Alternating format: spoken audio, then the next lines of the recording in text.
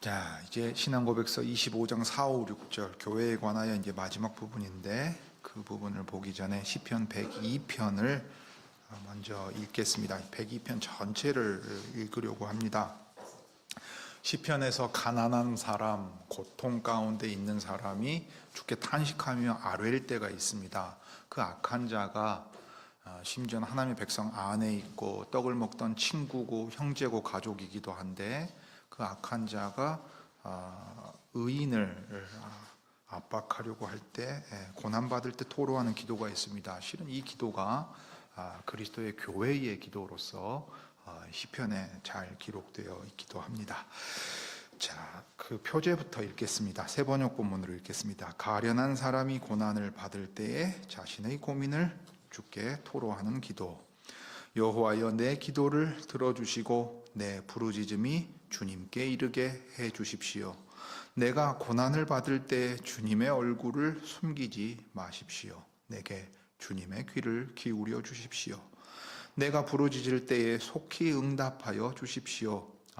내 날은 연기처럼 사라지고 내 뼈는 화로처럼 달아올랐습니다.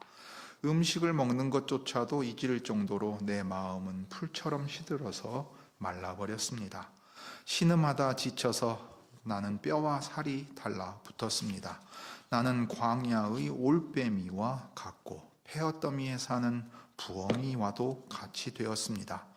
내가 누워서 잠을 이루지 못하는 것이 마치 지붕 위의 외로운 새 한 마리와도 같습니다. 원수들이 종일 나를 모욕하고 나를 비웃는 자들이 내 이름을 불러 저주합니다. 나는 채를 밥처럼 먹고 눈물 섞인 물을 마셨습니다. 여호와께서 저주와 진노로 나를 들어서 던지시니 내 사는 날이 기울어지는 그림자 같으며 말라가는 풀과 같습니다. 그러나 여호와여, 주님은 영원히 보좌에서 다스리시며 주님의 이름은 대대로 찬양을 받을 것입니다. 여호와여, 일어나셔서 시온을 긍휼히 여겨주십시오. 때가 왔습니다. 시온에 은혜를 베푸실 때가 왔습니다. 주님의 종들은 시온의 돌들만 보아도 즐겁습니다. 그 티끌에도 정을 느낍니다. 문 나라가 여호와의 이름을 두려워하고 이 땅의 왕들이 주님의 영광을 두려워할 것입니다. 주께서 시온을 다시 세우시고 그 영광 가운데 나타나실 것이기 때문입니다. 헐벗은 사람의 기도를 들으시며 그들의 기도를 업신여기지 않을 것입니다. 다음 세대가 읽도록 여호와께서 하신 일을 기록하여라. 아직 창조되지 않은 백성이 그것을 읽고 주님을 찬양하도록 하여라. 여호와께서 성소 높은 곳에서 굽어보시고 하늘에서 땅을 살펴보셨다. 갇힌 사람들의 신음소리를 들으시고 죽게 된 사람들을 풀어 놓아주셨다. 시온에서 주님의 이름이 널리 퍼지고 예루살렘에서 주께 드리는 찬양이 울려 퍼질 때에 뭇 백성이 다 모이고 문 나라가 함께 주님을 섬길 것이다. 나는 아직 한창 때인데 기력이 쇠하여지다니 주께서 나의 목숨을 거두시려나. 나는 아뢰었다. 나의 하나님, 중년에 나를 데려가지 마십시오. 주님의 횟수는 대대로 무궁합니다. 그 옛날 주님께서는 땅의 기초를 놓으시며 하늘을 손수 지으셨습니다.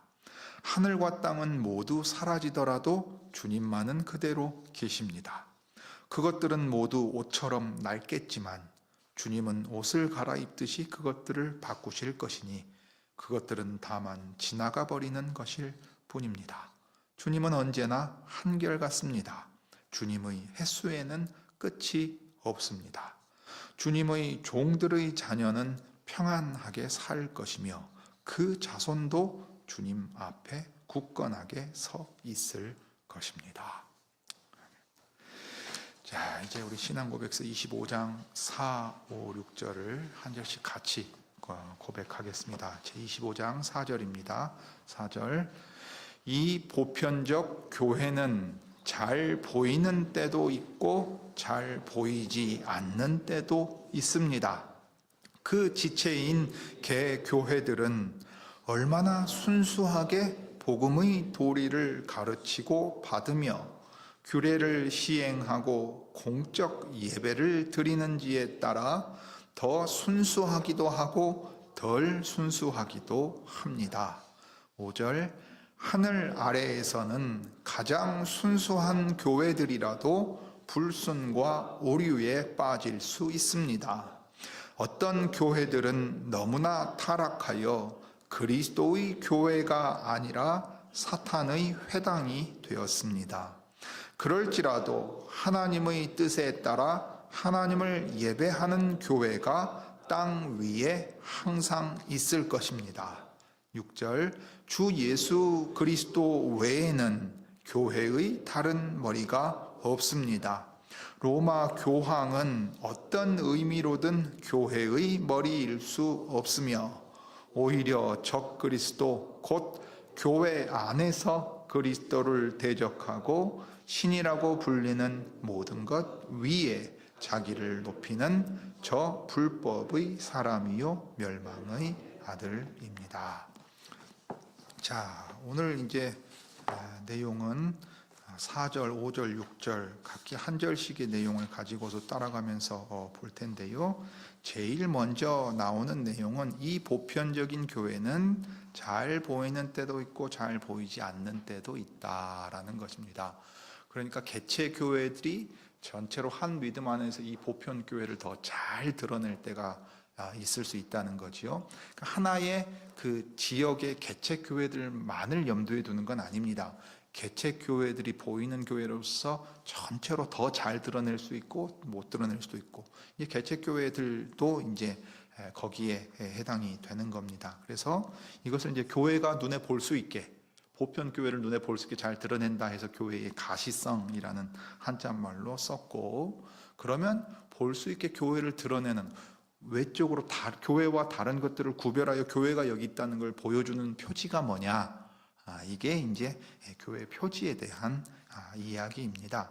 교회의 속성이 겉으로 볼 수 있게 잘 드러나게 만드는 것들이 이제 필요합니다. 그걸 먼저 보겠고, 그 다음에 이제 웨스트민스터 신앙고백서는 네덜란드 신앙고백서하고 좀 다른 표현을 씁니다. 네덜란드 신앙고백서는 교회가 개혁하던 때 오히려 6절과 비슷한 톤일 텐데요. 참교회와 거짓교회에 대한 이야기를 합니다. 참교회는 쉽게 구분할 수 있다. 그래서 이제 거짓교회도 존재한다. 이 5절에 사탄의 회당과 연결되는 내용이기도 합니다. 그럴 때 이제 교회들을 가리켜서 불순과 오류에 빠질 수 있고 상대적으로 더 순수하거나 덜 순수할 수 있다. 이렇게 이제 표현을 하는 부분을 주목할 수 있습니다. 마지막으로 6절은 나중에 이제 다시 언급하겠지만 6절의 성경 해석에 대해서는 이제 논란의 여지가 좀 있습니다. 왜냐하면 명확하게 교황이 적그리스도다 하고 말하는 해석이 이제 정당하냐? 이 개혁 시대에는 그렇게 볼 수 있는 여지가 있었는데 이게 신앙고백서로 딱 들어가 가지고 이대로 가야 하느냐 하는 것은 이제 좀 더 생각할 지점이 있습니다. 자, 먼저 교회의 가시성과 교회의 표지에 대한 내용입니다. 이 4절 첫 문장이 말하는 것은 말 그대로 이 보편적 교회의 존재가 좀 더 드러나는 때도 있고 그렇지 않을 때도 있다 하는 겁니다. 16세기의 개혁, 중세를 거치고 16세기의 개혁 시기를 지나다 보면 이것이 역사 속에서 정말로 경험한 아주 실제적인 얘기였겠지요. 율법 아래 있던 시대와 복음 시대를 막론하고 교회가 과연 존속하고 있는지 확인하기 어려운 시기들까지도 있었습니다. 그 대표적인 예가 이제 엘리야 때입니다. 엘리야 때 신실한 신자들의 무리가 존재하는지 알 길이 없었습니다. 엘리야라고 하는 위대한 선지자를 보내서 아합 왕의 통치 아래 있는 백성들을 돌이키게 만들고 그 왕들도 왕과 왕비를 돌이키게 하려고 했지만 큰 기적 가운데에서 하나님의 능력을 나타내 보여도 도리어 자기 목숨의 위험만 당하게 되는 일을 엘리야가 경험하게 됩니다. 그래서 엘리야가 이렇게 말하죠. 주여 이제 저만 남아 있습니다. 이 엘리야와 같은 심정을 가지게 될 때가 역사 속에 우리가 항상 있더라 이 말입니다. 특별히 어두운 시기에 그러합니다. 그런데 놀랍게도 그토록 어두운 시기에도 그 7천 명을 남겨두셨다 했어요. 이 네덜란드 신앙고백서도 언급하고 있는 내용입니다만은 이것을 볼 때 하나님께서 왕으로서 자기 백성을 여전히 남겨두셔서 가장 어두운 시대에도 여전히 하나님께서 자기의 다스림 아래 두신 사람들이 있다 하고 생각했습니다. 이스라엘이 포로로 갔을 때도 마찬가지입니다. 돌아올 때에 이 남은 자라고 언급되는 이들이 이 새 예루살렘이 재건되는 일에 있어서 구루터기 같은 역할을 할 사람들이었습니다. 바울이 이것을 가지고 로마서 11장에서 인용하면서 또 얘기하고 있습니다. 요한계시록 12장에 보면 교회를 상징하는 것으로 보이는 이제 한 여인이 나옵니다. 여인이 이제 도망하는 장면이 나오는데 특별히 6절과 14절에 그렇습니다. 이런 구절들은 교회가 건재하는지 분명하게 알기 어려운 현실을 보여주는 성경 속 사례들이기도 합니다. 이제 보편적 교회에 관한 사실이 때로는 지역교회와 관련해서도 나타나고는 합니다. 사실은 보편교회를 그러면 어디서 확인하냐 그러면 이 지역교회, 지역의 개체교회들을 통해 드러내야 됩니다. 이 점은 훨씬 더 강조해도 언제든 부족함이 없는 부분입니다. 보편적 교회를 구성하는 이 개교회들이 가르치고 받는 복음이나 성례를 베푸는 방식에서 그리고 공적 예배를 시행하는 방식에서 상대적으로 얼마나 순수한가에 따라 그 개교회가 어떤 경우는 더 순수하기도 하고 어떤 경우는 덜 순수하기도 하다 하고 고백을 하고 있습니다. 심지어 웨스트민스터 대회는 교회의 이 세 가지 표지의 상대적인 순수성을 기준으로 교회의 순수성을 측정하려고까지 하였습니다. 이제 저자의 이 표현은 상당히 우리가 좀 곱씹어 볼 부분이 있어요. 여기서 우리가 아주 주의해야 될 점이 하나가 있습니다. 한국에서 개혁교회를 할 때도 아까 네덜란드 신앙고백서 얘기를 들었지요. 참교회와 거짓교회의 구분을 너무 쉽게 적용할 때가 있습니다. 그러니까 여기 덜 순수해 보이는 교회를 향하여 어떻게 말하느냐 하면 거짓교회라고 말해요. 이렇게 말함으로써 우리는 참교회라고 하는 의식을 형성하게 되는데 아주 조심해야 됩니다. 아주 조심해야 돼요. 다른 교회들을 부정하는 방식으로 우리만 남았다는 식으로 말하면 성경은 도리어 그렇게 말하지 않습니다. 남겨두신 7천 명을 내가 알지 못하느냐 이렇게 책망을 받아야 할 것이에요. 그리고 이렇게 생각하면 반드시 무슨 문제가 생기냐면요. 교만에 빠집니다. 반드시 빠집니다. 이거는 목사로서도 경험해보고 신자로서도 경험해봐서 아는 일이고 우리가 경험하는 일이기도 하기 때문에 항상 거듭 말씀드립니다. 우리가 개혁된 교회고 참교회고 순수한 교회라고 자랑하는 그 순간 바로 떨어집니다. 우리는. 그러니까 교회에 대한 고백에 있어서 이건 다른 교회를 판단하기 위하여 내미는 기준이 아니라 우리 스스로가 얼마나 교회의 외적인 표지, 이 외적인 표지예요. 내적인 그 속성을 넘어서서 외부로 드러나는 표지에 대한 얘기니까 이걸로 비교하려고 하는 의식을 항상 조심해야 됩니다. 그렇지 않으면 정말로 섰다고 생각하고 바로 넘어지게 되는 일들이 있습니다. 바리새인과 율법 선생이기 때문에 외식에 빠진 것, 이것이 바르게 하려는 사람들이기 때문에 외식에 빠진 것과 동일하게 적용될 수 있습니다. 자, 그래서 성례의 올바른 시행 안에 이 교회의 권징이 포함되어 있다는 걸 우리가 알 수 있는데 어디서 알 수 있냐면 교회 안의 죄의 문제를 다루는 성경 본문을 여기 근거 구절 두 군데를 사용하고 있기 때문에 그래요.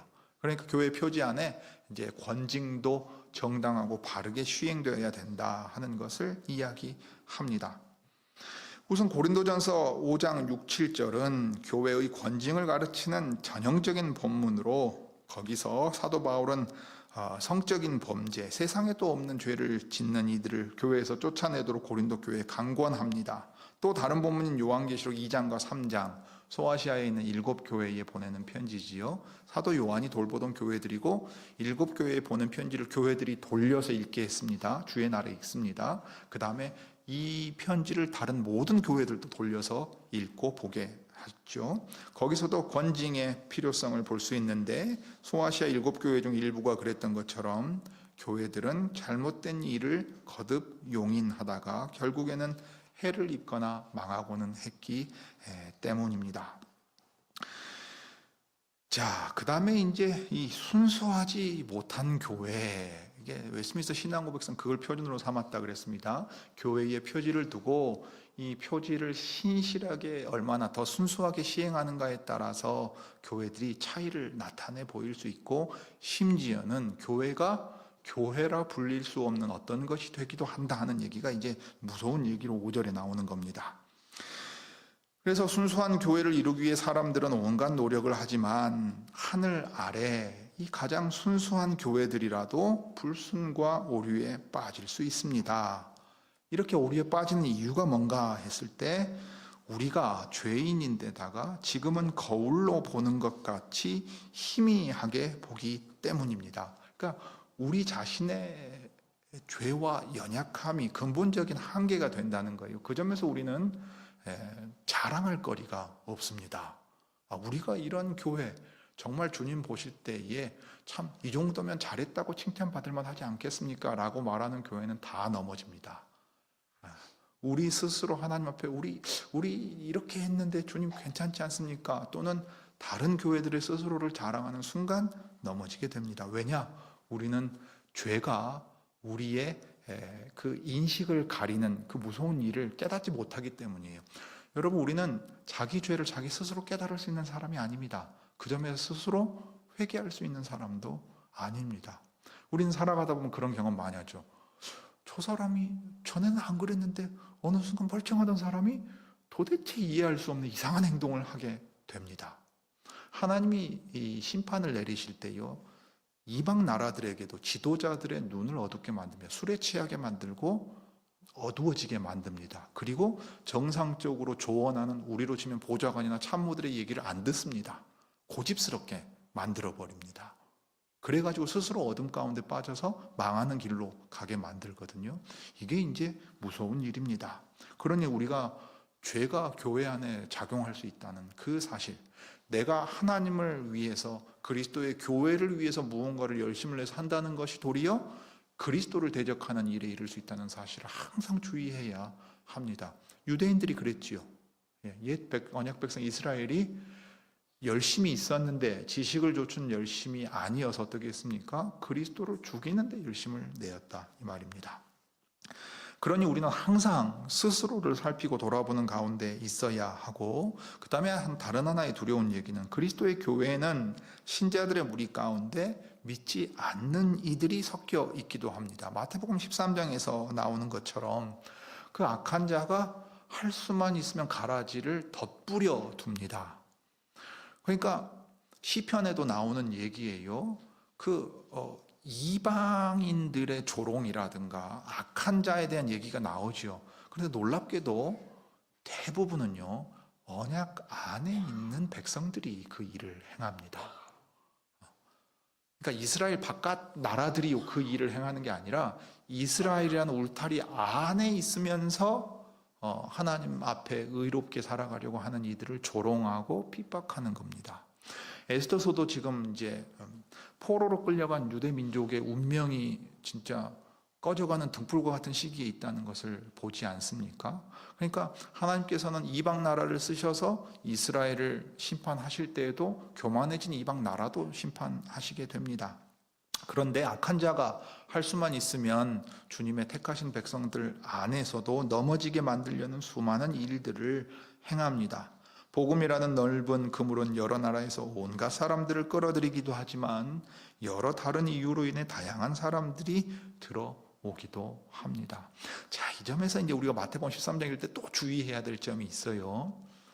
여러분, 우리 노회 안에 심지어 이런 얘기도 있었다 그랬죠. 천국의 명부와 교인 명부를 일치시켜야 된다. 그런데 이렇게 가면 무슨 일이 생기는지 아십니까? 교인을 도끼는 뜨고서 쳐다봐가지고 아닌 사람은 다 잘라내야 돼요. 이게 이제 엄밀한 의미의 개혁교회를 하려고 하는 교회들이 저지르기 쉬운 실수입니다. 주께서 가라지도 당장에 뽑지 않고 두시는 이유가 있었어요.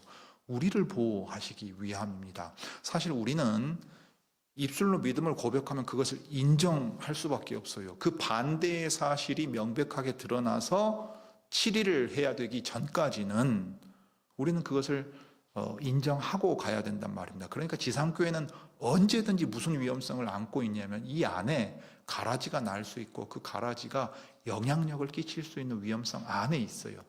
그러니까 마태복음 13장의 밭의 비유를 가지고서 어떻게 죄가 작용하는가에 너무 마음을 쓰고 가라지가 이 안에 퍼지지 않게 해야 된다는 얘기를 하면 교회가 조금 뭐랄까 공포 정치를 펼치게 됩니다. 조금만 잘못해도 징계하고 조금 있으면 잘라내버려요. 근데 이 안에 용납하고 세워가는 일들은 생겨나잖아요. 마태복음 18장에 일이 있질 않는다 이 말이에요. 그러니까 지상교회는 근본적으로 참 주님의 돌보심이 아니면 온전히 서서 주님의 다스림을 드러내는데 현저히 결핍된 것을 가질 수밖에 없는 그런 이 한계가 있습니다. 그렇기에 교회의 표지라고 하는 일들, 특별히 교회의 세상 끝날까지 이 생에서 성도들을 불러 모으시고 온전케 하기 위해서 하나님의 직분과 말씀과 규례들을 통해서 교회가 교회다운 걸 드러내게 하셨잖아요. 그러니까 우리는 완벽해질 수 없다는, 목표에 있어서는 우리 헌장이 얘기하는 것처럼 그리스도의 그 가장 아름다운 교회로서의 자태를 지향하고 가야 되지만 그렇지 못한 것에 대하여서 자기를 높이려 한다거나 책망하여 징계라는 수단으로 다스리려고 하면 아주 교회가 위험한 지경에 떨어질 수 있다는 사실을 언제나 기억해야 됩니다. 이것은 이제 특별히 이 감독하는 장로 직분자들이 더 생각해야 될 중요한 얘기가 되겠습니다. 그런데 우리가 이제 16세기의 개혁도 그러했습니다만 교회를 바로 잡으려고 했어요. 교회를 분리해서 나오려고 했던 게 아니라 바로 가려고 했을 때 도리어 그 개혁, 교회가 보편교회로 다시 바르게 복음을 깨달아 가야 한다는 사실에 강력한 반동이 일어납니다. 이게 이제 우리가 구교신교라고 부르지 말아야 될 이유가 있는 건데, 보편교회로 회복해 가려고 하는 걸 적극적으로 거절하지요. 예수 그리스도께서 오셨을 때에 그리스도께서 다스리는 나라에 옛 언약 백성에 속했던 유대인들이 강력하게 반발했던 것처럼 행하게 되면 이제 주님의 나라의 일에 방해하는 자가 됩니다. 그래서 안타깝게도 어떤 교회들은 너무나 타락하였고 그들 가운데서 오류가 진리를 완전히 고사시킨 나머지 그리스도의 교회가 아니라 사탄의 회당이 되었다 했습니다. 사탄의 회라고 하는데 회당이라고 번역하는 게 좋습니다. 무슨 얘기입니까? 주 예수 그리스도의 복음을 받았는데 마치 여전히 유대인들의 회당과 같이 유대교로 남아있는 거예요. 그래서 정작 엉뚱한 일을 행하는 겁니다. 뭡니까? 우리가 하나님을 섬긴다 하면서 예수님을 잡아 죽이고 예수님의 복음에 반대하는 거예요. 껍데기는 그대로 있는 겁니다. 그리스도의 교회라는 껍데기는 있는데 정작 그 그리스도의 교회가 전진해가고 복음을 전파하고 받아들이는 일에 있어서 대적 노릇을 한다 이 얘기예요. 이건 대단히 무서운 얘기입니다. 적 그리스도라는 거, 그리스도를 대적하는 일이지만 그리스도의 자리에 자기가 앉아서 주인 노릇하는 거예요. 이게 6절의 얘기가 이제 그래서 나오는 겁니다. 웨스트민스터 대회는 이 대목에서 요한계시록에 나오는 무너진 성 바벨론, 계시록 18장에 나오죠. 무너졌도다 무너졌도다 큰 성 바벨론이 이렇게 말하죠. 그다음에 로마서에서 애통한 심정으로 말하는 옛 이스라엘, 그러니까 하나님의 언약 백성이었는데 언약이 어떻게 전개되어 가는지 모르고 하나님의 예수 그리스도의 복음과 그 나라의 대적 노릇을 한 것을 대단히 안타깝게 여깁니다. 필라델피아 교회를 괴롭히면서 아마도 대립 교회를 이루고 있었을 한 무리의 사람들, 이게 계시록 3장 9절에 나오는데 이걸 염두에 두고서 하는 얘기입니다. 스스로는 하나님의 교회다, 하나님의 백성이라 생각하면서 하나님 나라의 경영하심을 대적하는 형태로 일할 수 있다는 겁니다. 제가 앞서 교회가 개혁되어야 된다 할 때 우리가 그렇게 가야 되지만 다른 교회들을 비교하고 평가하려고 하는 걸 아주 주의해야 된다 그랬죠. 그럼에도 불구하고 우리 시대의 교회에 대하여 우리가 탄식하지 않을 수가 없어요. 탄식하지 않을 수 없습니다. 교회라는 이름과 껍데기가 있는데 그 교회의 실질, 그리스도께서 머리가 되시고 왕이 되시는가라는 근본적인 질문을 던졌을 때 대답하기 힘든 교회들이 많이 있다는 것도 부정할 수가 없습니다. 우리 한국에 지금 대통령 그 파면 결정과 관련해서 이전에 이제 비상계엄과 그 이후의 일들에 대하여 개신교회의 목사들과 얼마나 많은 직분자들, 교인들이 광장에 나아갔습니까? 그때 보여준 모습이 정말로 이 나라의 운명을 걱정했습니까? 그게 정말로 교회가 해야 될 일입니까? 부산에 있는 고신즉 어떤 교회는 주일에 예배를 드리는데 야당 정치 지도자의 이름을 언급하면서 그 사람이 죽어야 나라가 산다는 걸 설교라고 해왔어요. 그게 교회입니까? 그 질문 앞에 우리가 서 있지 않을 수가 없어요. 그러면 그런 교회들만 그렇게 됩니까? 우리도 정신 차리고 있지 않으면 불순함과 오류 가운데서 어느 순간 그렇게 점점 빠져들어갑니다. 옛 언약 백성 이스라엘에게 하신 말씀을 보십시오. 마태복음 5장에 나옵니다. 바리새인들과 율법 선생들의 의로움으로는 천국을 들어갈 수 없다고, 결단코 들어갈 수 없다고 말씀하십니다. 처음부터 그랬을까요? 아닙니다. 어느 순간 말씀을 왜곡하고 왜곡된 가르침을 참되다고 받아들이고서는 자기도 천국에 들어가지 않고 남도 들어가지 못하게 만드는 일들을 행한다 이 말입니다. 그래서 어느 지점에 가면 여기 사단의 회당이라고 불릴 만한 자리에까지 떨어져 가게 됩니다. 이런 일이 생긴다는 건 참으로 안타깝기 그지없지만 우리에게 소망이 있지요. 우리 시대의 교회를 생각하면서 사실은 독립개혁 장로교회, 남부개혁교회라고 와 있으면 여러분 아는 사람 교회에 한번 청하려고 해도 어떤 얘기 듣습니까? 거기 무슨 교회냐고 물어보죠. 찬송을, 빨간색 찬송을 부르는데 영 들어보지도 못한 찬송이에요. 그 이상한 데 아니냐는 얘기 듣지요. 예. 우리 마음이 교회를 생각하면 참으로 무겁습니다. 그러면은 정말로 한국의 이 정치적인 지형을 지나면서 정말 개신교회, 그리스도의 교회는 소망이 없을까요? 그냥 다 무너져서 그냥 다 죽어버리는 걸까요? 아닙니다. 엘리야 시대처럼 그럴지라도 하나님의 뜻에 따라 하나님을 예배하는 교회가 땅 위에 항상 있을 것이고 그런 시기이기 때문에 더욱 주님을 의지해서 이런 교회로 서나가야 합니다. 시편에는 72편 17절에 보면 하나님의 이름이 영원할 것과, 우리가 시편 102편을 다 읽었는데요, 하나님의 자녀들이 계속해서 굳게 서나갈 것을 확신하게 하는 말씀들이 있습니다. 시온을 회복하실 때가 지금입니다 했어요. 여러분, 그 시온을 회복하러 오신 왕이 누구십니까? 그리스도십니다. 이사야서에서 포로들을 돌이켜가지고 시온으로 되돌아갈 때 이방 나라의 왕들과 이방인들, 심지어 이전에는 성전에 나아갈 수 없는 사람들이 함께 나와서 새 예루살렘으로 나아가고 새 하늘과 새 땅, 그 복된 자리에 나아가는 게 이사야서 65장, 66장의 얘기고 계시록에서 완성되는 얘기를 우리에게 들려주고 있단 말입니다. 그러니까 하나님의 백성이 이 땅에서 끊어지는 적이 없어요.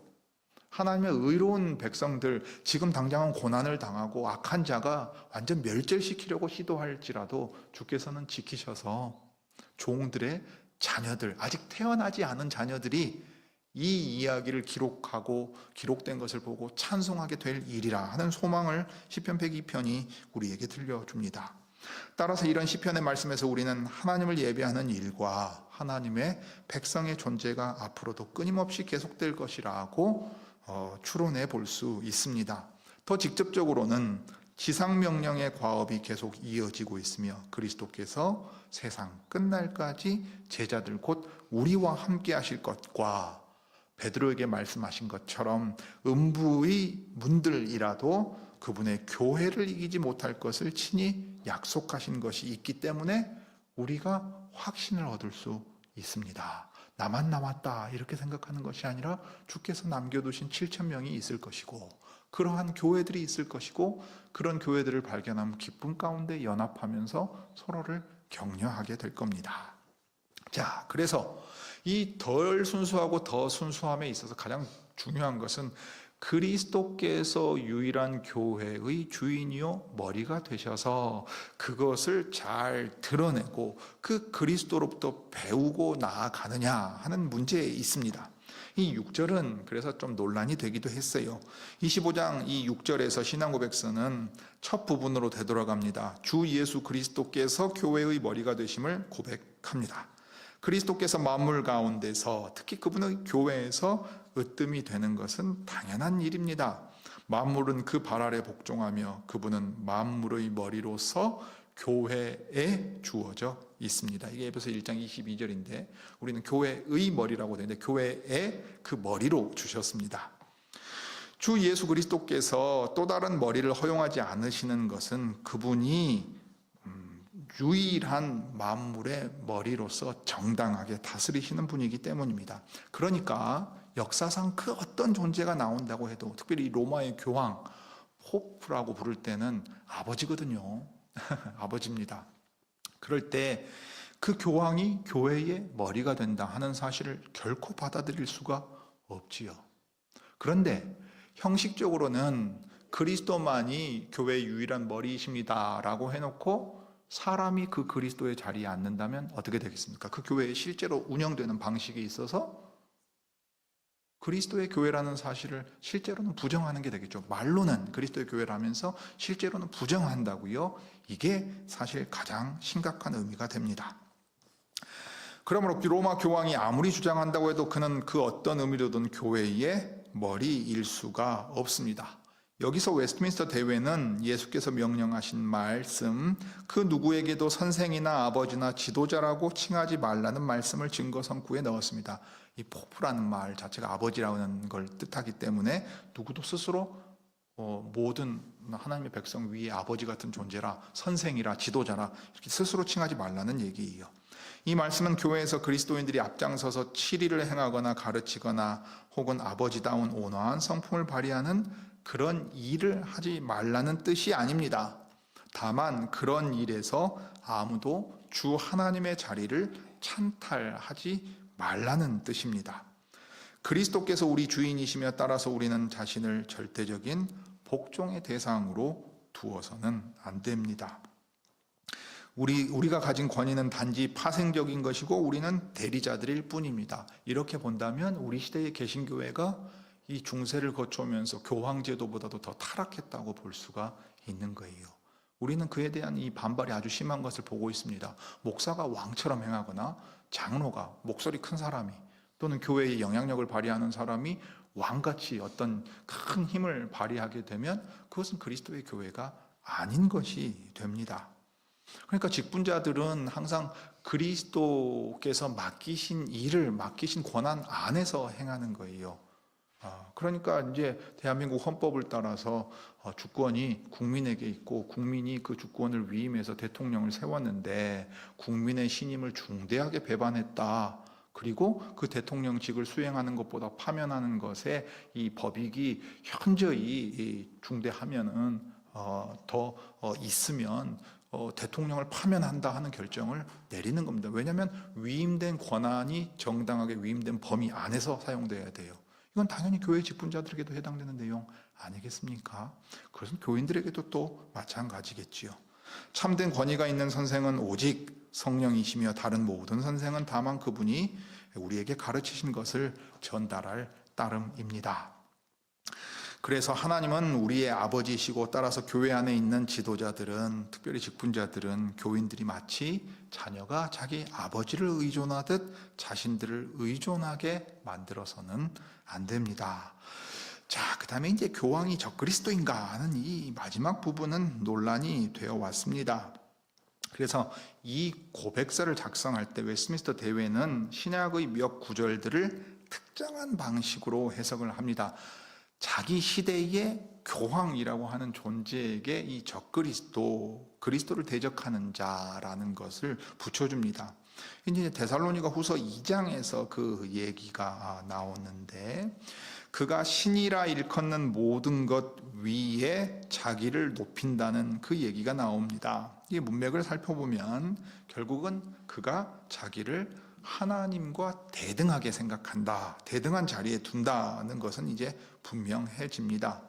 적그리스도라는 호칭은 사도 요한이 사용한 것으로서 아마도 바울이 데살로니가 후서에서 설명한 것과 동일한 대상을 가리키는 걸로 보입니다. 하나님의 말씀에서는 적그리스도의 정체를 교황이라고 밝히지 않습니다. 적그리스도를 어떤 한 사람이나 직위로 단정짓지도 않습니다. 사도 요한은 적그리스도를 단지 미래에 속한 사람이나 그 직함을 가진 존재로 여기지도 않습니다. 게다가 교황제도는 이 성경 말씀이 기록된 이후에 이제 세워진 제도입니다. 그래서 그 종교개혁 이후에 존재했던 방식의 교황 제도는 여러 세기를 거치면서 발달한 제도였고, 교회 역사 초기 200년 동안에는 지배적인 세력으로 등장하지도 않았습니다. 그래서 이제 후대의 장로교인들은 웨스트민스터 대회가 신성 모독적인 교황의 주장들, 특별히 개혁을 통해서 복음으로 돌아가려고 할 때 사탄의 회당처럼 그것을 반대하여 복음의 빛이 비추는 걸 적극적으로 거부하는 것에 대하여 이제 반응한 것을 충분히 공감할 수 있지요. 그런 방식으로 성경의 진리에서 떠나가는 일들이 성경에 예언되어 있다는 것도 동의할 수 있습니다. 그런데 그들 중 많은 이들은 해당 성구들과 그 호칭들이 교황제도를 지칭하는 것으로 해석하지는 않으려고 했고, 따라서 수십 년간 교회 직분자들에게 이 25장 6절의 마지막 부분에 이의를 제기할 수 있도록 허용하기도 했습니다. 그래서 미국에서는 1903년에 주요 판문들이 이 6절에 해당되는 내용, 적그리스도가 교황이라 하고 이제 규정한 내용 자체를 삭제하기도 했고, 개정 작업을 펼치기도 했습니다. 여기서 이제 그러니까 우리가 기억하고 주의할 점은 이겁니다. 신앙 고백의 표준 문서들은 논란의 여지가 있는 성경 해석이 아니라 가장 명확한 해석을 반영함으로써 누구나 이것이 성경이 가르치는 사실이라는 데 동의할 수 있어야 됩니다. 자, 그 점에서 우리는 신앙 고백의 이 표준 문서들이 있을 때 그 권위를 성경에서 파생된 권위로 보는 겁니다. 성경 말씀에 비추어서 이제 25장 6절에서 적그리스도를 교황과 교황 제도로 규정하는 것은 우리가 이제 무엇을 생각하면 되는 거냐면, 교황이 적그리스도다 이렇게 보는 것이 아니라 그리스도를 대적하고 그리스도의 자리에 대신하여 앉는 모든 사람 또는 그 어떤 것이든 간에 회중 전체가 그리스도의 자리에 앉을 수도 있어요. 그러면 그것이야말로 적그리스도와 같은 행동을 하는 것이라 하고 생각해야 되겠습니다. 자, 오늘 교회에 관하여 6절까지 보았습니다. 같이 기도하시지요. 거룩하신 하나님, 우리 아버지, 이 땅에 거룩한 하나님의 백성들을 두시려고 예수 그리스도로 말미암아 사도들의 터 위에 세워진 교회를 두셨습니다. 참으로 흩어져 있으나 하나의 그리스도의 교회를 나타내 보이는 이 보편 교회가 눈에 보이게 개체 교회들로 이 땅에 서 있을 때 저희들은 심히 불순하고 오류가 많으며 저희의 죄악에도 흔들리고 참으로 거룩한 교회라 불리기 부끄러울 만한 일들을 하기도 하고 보기도 하고 또 그 일들을 듣고 괴로워하기도 합니다. 과연 악한 자가 그 교회를 뒤흔들어서 주님의 일에 힘써 대적하려고 할 때에 가라지들을 덧뿌리기도 하고, 어떤 이들은 그 그리스도의 교회라고 하는 이름과 껍데기를 가지고서 사탄의 회당과 같은 자리에 떨어지기도 합니다. 그러나 주님, 고린도 교회를 향하여 사도 바울이 거룩한 무리 성도라 부른 그 이유는 그리스도께서 여전히 고린도의 교회를 세우시고 붙드시며 그럴지라도 이 교회가 세상 끝날까지 항상 주님 안에서 있을 것이기 때문에 그 믿음 안에서 고백하였습니다.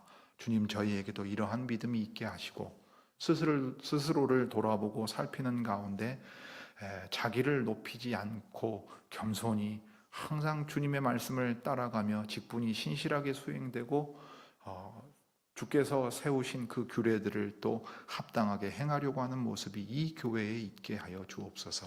그리하여 이 보이는 보편 교회들이 한 믿음 안에서 연합하고 남겨진 이들처럼 어두운 시대에 더욱 서로를 향하여 권면하고 격려하는 가운데 주님의 일에 더욱 힘쓸 수 있게 은혜를 내려주시기를 구합니다. 주 예수님의 이름으로 기도드립니다.